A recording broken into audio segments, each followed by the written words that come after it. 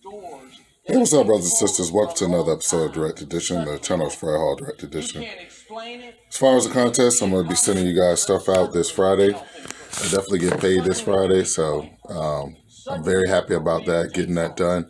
And as soon as I get it out to y'all, I'll get you the tracking numbers. I was kind of waiting on D from Simply a Credible Podcast to email me his information, but I don't think I'm going to wait on it.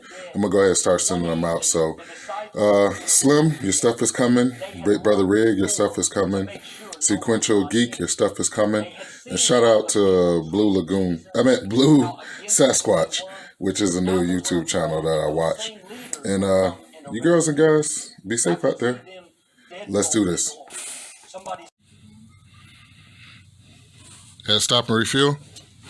Got some corn, steak, mushrooms, and a nice salad.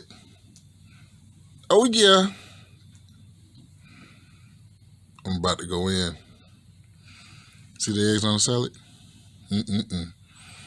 Peace.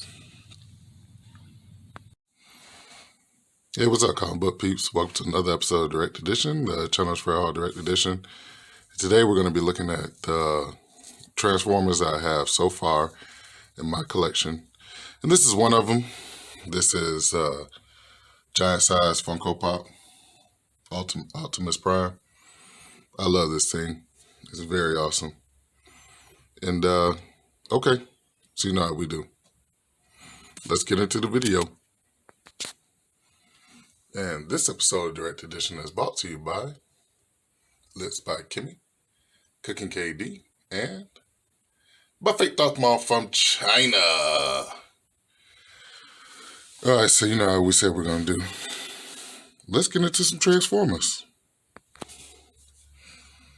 So I had a bunch of Combiner Wars my first go around, but I end up having to give some away to some unfortunate kids, but I'm getting them back in my collection. And this is one, this is called Decepticon Overlord, which is pretty cool.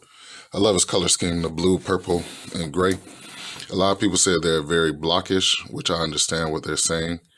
But at the same time, too, you know, I'm a huge Decepticon fan, huge Transformer fan. I even have a Decepticon tattoo on my forearm. But yeah, Overlord, he combines with a couple more Combiner Wars. You can make a bigger city. These are smaller figures. So, but yeah, this is Overlord. And these are 3 things that he can combine into, which is very cool. So that's the first one. Let me show you something very cool. You guys ready? All right, let's do this. Now, this is cool. These are the Seekers, and their prices went up a lot. I think, Starscream is up to like $300. Thundercracker was a harder one to get. He was $300. I had to wait till somebody on eBay dropped him to like $100. And Skywarp, which is my favorite color scheme because I love purple and black. But all 3 of them are the same exact figure, just painted different. Way to go, Hasbro. You got us out of $100 for basically not even doing anything. Same sculpt, same everything, just different colors. But Starscream comes with the crown from the movie when he got blasted. So very cool. These are, if I had to pick which ones I would keep out of collection, I'd definitely keep these 3. Especially Skywarp. That purple and black is to die for. But yeah, very cool. All right, let's keep going. So before we get into the studio series, this is Autobot Squeaks. He's remote control. I know Tat from Tat's Comments was telling me I need to go inside of this and take the batteries out because they will corrode over time inside of the actual figure. But I got it for $11.99, which is like $12. And I look up his price recently. He's risen to $50 to $100. So that's a hell of a markup. But I eventually, I'm keeping them for right now. But eventually, you know, when the price it goes up a lot, I will eventually sell them. A lot of stuff that I have doubles down here in the dungeon, I'm going to end up selling. So this is pretty cool. There you go. So that's Squeaks. And this is just a little different type of Transformer packaging, but very cool. All right, let's get into your main events, which is the Studio Series. Let's do this. So this is the last one that I purchased. This is a Studio Series Grimlock for the Transformers movies. I don't think they came out with any more after this because I really keep my ear to the ground as far as Studio Series Transformers because they are the biggest ones, and these are the ones that I like to collect. The War on Cybertron was pretty cool, but they're not in scale with my Studio Series. I have to stay on track with just one. So that's why I didn't collect those. I've definitely been collecting the Studio Series. So I allow my 6 fingers to interrupt your video. I think I got this one off of Amazon for about like 70. But yeah, this is Grimlock. Pretty cool. Reminds me of Generation 1 Grimlock, even though Generation 1 Grimlock is very small. I just like all the colors that's involved on the Autobots and the Decepticons. But yeah, pretty cool. All right, let's keep rolling. Look at this one. This is Scavenger. This from Revenge of the Fallen? Yeah, because he was like, the fallen shall rise when they was killing him. I remember he was like bulldozing through Japan, and it was just an awesome, awesome scene in the movie. It's pretty big. This is one, when I see him in a package like this, I'd be one to open it up and put the tire up. He came out with another one. This is Scavenger. And another one came out. I forget his name. I don't know if it's Berserker or not. But I definitely wanted to get him too. But it's all good, you know. Yeah, man, Scavenger is awesome. But like I said, he came out with another one that you could combine him with, which is Berserker. Yeah, very cool. I love the side art. Look at the side art on these things. Very awesome. All right, let's keep rolling because we got a couple more. All right, let's do this. And there he is, Optimus Prime. Now, I would have thought that they would have put him in a bigger package because he comes with the full fighting trailer and all that kind of stuff. But they kind of cheaped out and they put him a little bit smaller scale so they could fit everything into the package, which pissed me off. But at the same time, too, hey, you know, over time, I appreciate the fact that, you know, they did everything. I just wish they would have kept it in scale.